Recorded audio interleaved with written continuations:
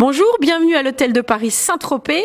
Alors nous sommes à quelques jours de cette soirée consacrée à l'humanité animale et nous avons aujourd'hui rendez-vous avec Laurence Parisot qui vient de rejoindre il y a quelques mois la fondation de Brigitte Bardot. Bonjour Laurence. Bonjour. Alors Laurence, vous êtes d'abord une habituée de Saint-Tropez, on voit vos yeux bleus et aujourd'hui votre pull qui est assorti régulièrement à la terrasse de Sénéquier. Oh, j'aime la Provence et Saint-Tropez est un bijou, surtout quand il y a du soleil et qu'il nous manque dans d'autres parties de la France. Mais je voyage beaucoup, donc je ne suis pas non plus exclusivement à Saint-Tropez. Bon, en tous les cas, vous avez rejoint, comme je le disais, la grande dame de Saint-Tropez, Bernard Dormal, pour cette cause animale, pour ce combat qu'elle mène, et dont, j'allais dire, le parcours est retranscrit dans ce dernier livre, L'arme de combat. Comment, Laurence, avez-vous lu et perçu ce livre ? Vous dites la grande dame de Saint-Tropez, mais Brigitte Bardot, c'est une grande dame tout court. Et il y a quelque chose qui est tout à fait unique, c'est que c'est une femme qui aura marqué le XXe siècle en devenant ce mythe que tout le monde connaît, même parmi les jeunes générations, mythe de liberté, de féminité, d'audace, d'indépendance, de beauté. Et c'est aussi une grande dame du XXIe siècle. Et je ne crois pas qu'il y ait beaucoup de personnalités dans l'histoire du monde qui aient ainsi marqué 2 siècles. Et Brigitte Bardot marque aujourd'hui le XXIe siècle parce qu'elle fait comprendre à tout le monde l'importance de la question animale. Elle s'est engagée pour cette cause il y a déjà un certain temps. Elle a ouvert les yeux à beaucoup, il y a déjà quelques décennies.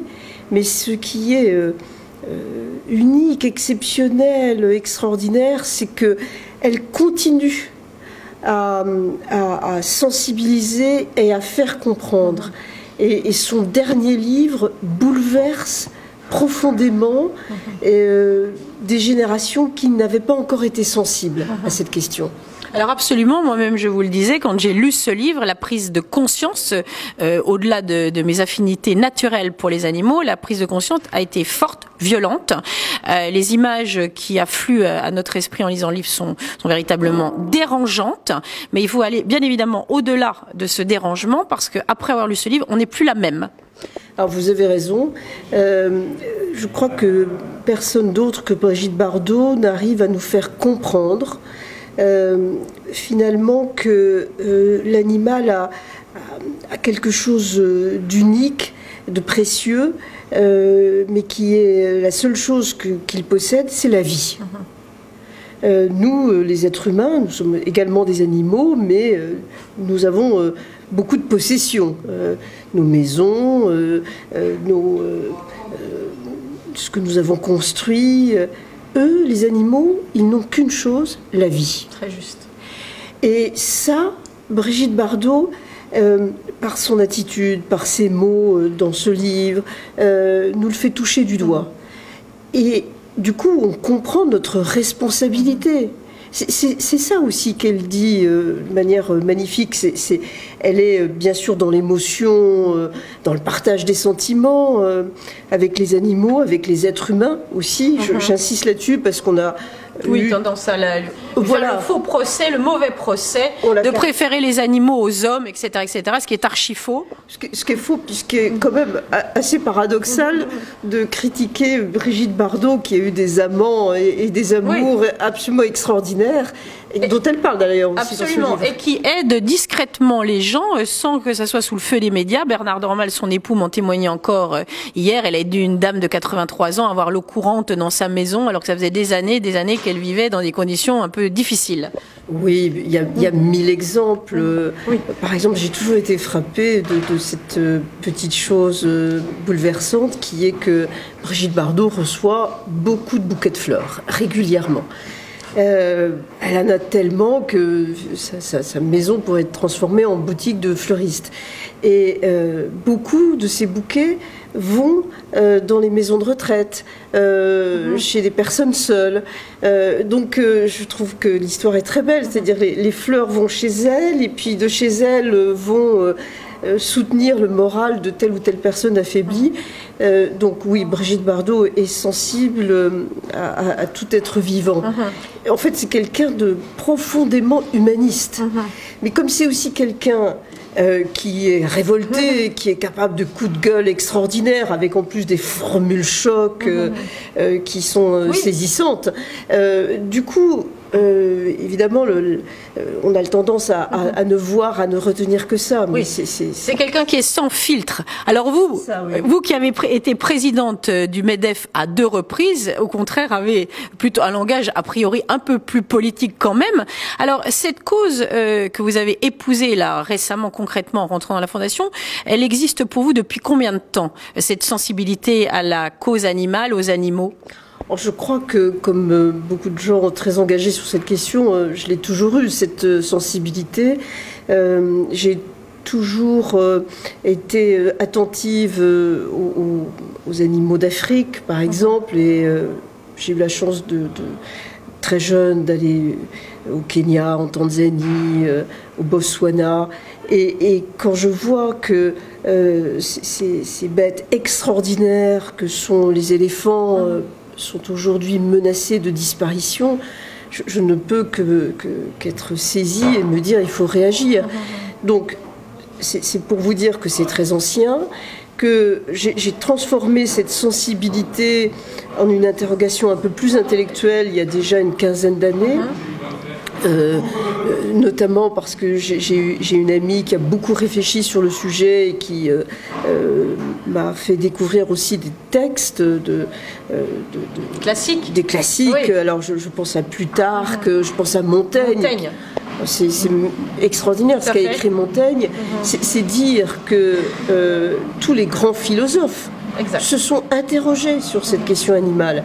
Je pense aussi à Lévi-Strauss, qui ne cessait de dire quel est ce mystère qui fait que cet être vivant qui est juste à côté de moi, qui a la seule caractéristique différente de ne pas pouvoir utiliser des mots, mais qui autrement vit comme moi. Pourquoi on a créé une frontière? Et cette frontière qu'on a créée, est-ce qu'elle n'est pas artificielle? Est-ce qu'elle n'est pas faite aussi pour, in fine, provoquer d'autres frontières entre les hommes?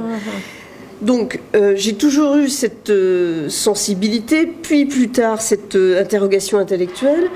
Et même quand j'étais présidente du MEDEF, au tout début de mon mandat, notamment en organisant les universités d'été, j'ai voulu ouvrir les yeux des chefs d'entreprise sur cette question. C'était parfois bien reçu, parfois moins bien reçu. J'ai eu quelques conflits à cause de cela, mais voilà, mais personne ne le fait mieux que Brigitte Bardot, et ce livre est vraiment majeur. Alors, est-ce qu'il y a des passages, je vois que vous avez des petites notes, est-ce qu'il y a des passages qui vous ont frappé ou sur lesquels vous voulez attirer notre attention en particulier? Je crois que Brigitte Bardot, d'abord, c'est quelqu'un qui est amour. Elle aime. Et elle aime l'amour. Et il y a une chose qui est tout à fait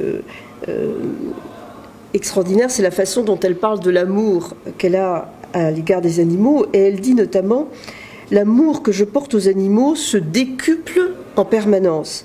C'est une affection illimitée que je n'ai jamais ressentie pour un humain. » Ça fait partie des choses qui peuvent choquer quand on lit ou quand on écoute Brigitte Bardot, mais elle dit ensuite quelque chose qui est tellement profond, tellement vrai. « Je ne me lasse jamais d'eux et ils ne me déçoivent jamais. » Voilà, ça c'est une des caractéristiques qu'on a bien souvent quand on a des animaux autour de soi, c'est qu'ils ne déçoivent jamais. Et ça fait partie pour moi des raisons pour lesquelles on a une responsabilité particulière à leur égard. Vous disiez d'ailleurs il y a quelques minutes que pour vous c'était une question de civilisation. Oui, je pense qu'on ne peut pas se dire aujourd'hui le monde est en danger. Le changement climatique a des effets dramatiques sur nos modes de vie partout dans le monde, à tel point que l'espèce humaine peut être en danger. Je pense qu'on ne peut pas dire ça, s'interroger réfléchir aux nouveaux modèles de développement sans en même temps se dire mais tout ce que nous avons fait, nous, dans la construction humaine, a eu aussi des dégâts considérables sur les animaux.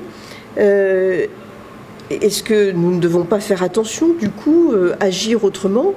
Et puis se dire, mais finalement, l'animal, c'est un être vivant, comme nous.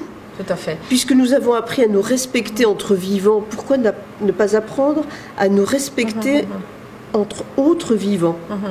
D'ailleurs, il y a une association que vous soutenez, pardonnez-moi si j'ébrèche le nom, c'est L614 L214. L214, vous voyez, ça prouve ma découverte de certaines structures qui s'occupent de la cause animale.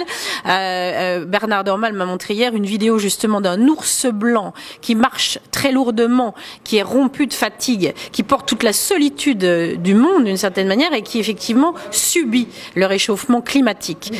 Cette image est connue. Alors, elle est un peu contestée aussi parce que certains scientifiques pensent que l'animal en fait est malade indépendamment des conséquences climatiques. Mais on pourrait trouver 1000 autres images de ce type où de toute façon le réchauffement climatique, la déforestation par exemple, est en train de mettre en danger nos cousins que sont les grands singes. Vous savez que nous avons 99% d'ADN commun, 99% d'ADN commun avec les gorilles, les chimpanzés ou les orang-outans.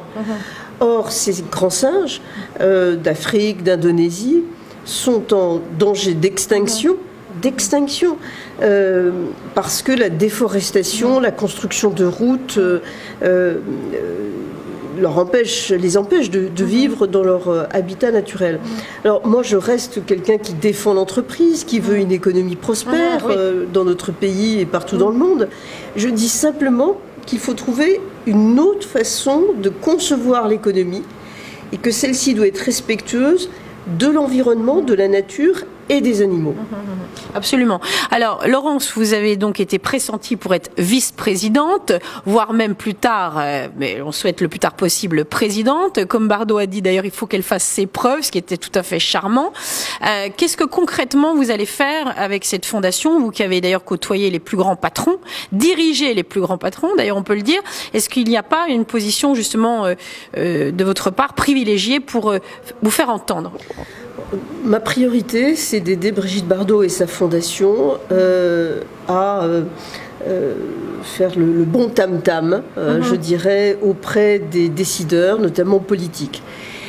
Ça, c'est la première chose. Je voudrais dire d'ailleurs que il y a chez Brigitte Bardot une dimension qui est peu connue ou même peu décelée et que moi j'ai tout de suite vu, c'est que Brigitte Bardot c'est aussi une chef d'entreprise. Parce que personne ne le dit, il y a peut-être que moi pour dire ça, mais avoir réussi en partant de rien à monter cette fondation seule. Et vous savez, vous comme moi, comme c'est difficile dans notre pays qui reste très misogyne de monter quelque chose à partir de rien, seule, et quand on est une femme. Donc, en partant de vraiment rien, sinon de sa notoriété, ce qui n'est pas rien, et de quelques moyens dont elle disposait déjà à l'époque, mais vraiment avec, je crois, beaucoup d'hostilité autour d'elle, elle a bâti une fondation qui joue un rôle mais quotidien extraordinaire pour sauver des troupeaux, pour sauver des chevaux, pour sauver des chiens, pour sauver des chats. Dans les 3-4 refuges par exemple qu'elle a, qu'elle appelle maison de retraite pour les animaux, ça c'est extraordinaire, ces refuges, Bazoches, je ne sais plus le nom des deux autres, mais enfin véritablement c'est effectivement là où c'est une fondation qui fait du terrain. Et vous disiez c'est un chef d'entreprise, ce qui est vraiment touchant chez Bardot, c'est que c'est un chef d'entreprise qui ne fonctionne pas avec des liens de subordination mais avec des liens d'amour, parce que les gens sont totalement engagés. Ah oui, il y a autour d'elle une équipe absolument extraordinaire qui a compris tout de suite l'importance de la vision de Brigitte Bardot, parce que aujourd'hui, grâce notamment aux vidéos comme celle de L214 dont vous parliez et d'autres associations, je pense à One Voice qui est formidable aussi, et d'autres, 30 millions d'amis, la SPA, enfin, on peut toutes les citer parce que toutes font un combat formidable.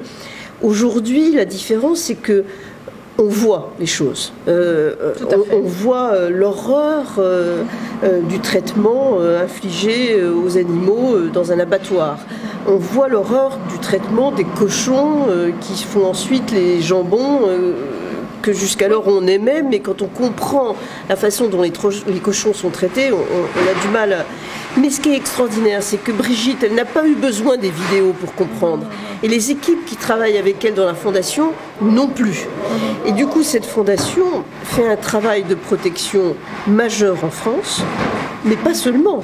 Et la fondation aide de nombreuses associations en Afrique, en Asie, par des soutiens logistiques, par des soutiens financiers, par des soutiens de savoir-faire.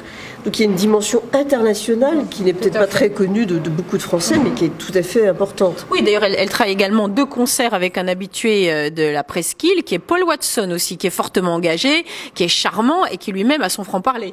Oui, alors Paul Watson, c'est Sea Shepherd, c'est une activité primordiale pour l'avenir de nos océans. Oui. Et on sait que c'est un des lieux les plus abîmés de la planète. L'océan, on a du mal à le réaliser parce que quand on voit l'eau, y compris là tout près d'ici, la merveilleuse Méditerranée, on pense qu'on a de la marge.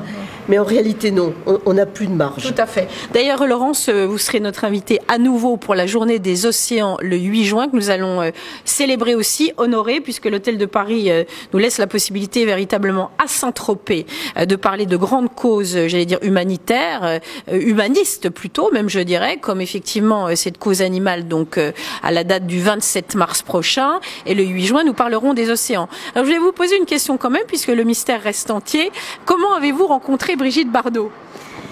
Eh bien, en fait, dès que j'ai été élue présidente du MEDEF, je n'avais qu'une idée en tête, c'était d'organiser des universités d'été du MEDEF qui sortent un peu les chefs d'entreprise de leurs soucis et de leurs préoccupations quotidiennes, économiques.